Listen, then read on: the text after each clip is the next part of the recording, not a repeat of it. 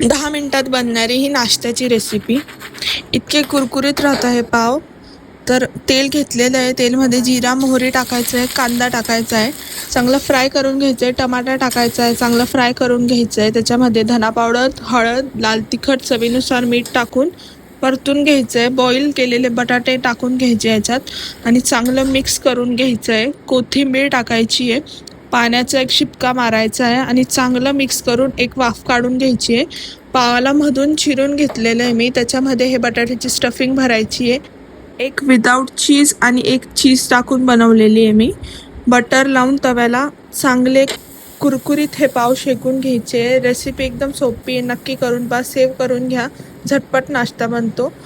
तर रेसिपी कशी वाटली हे कमेंटमध्ये सांगा आणि अशा रेसिपीज पाहिजे असेल तर कमेंट करा.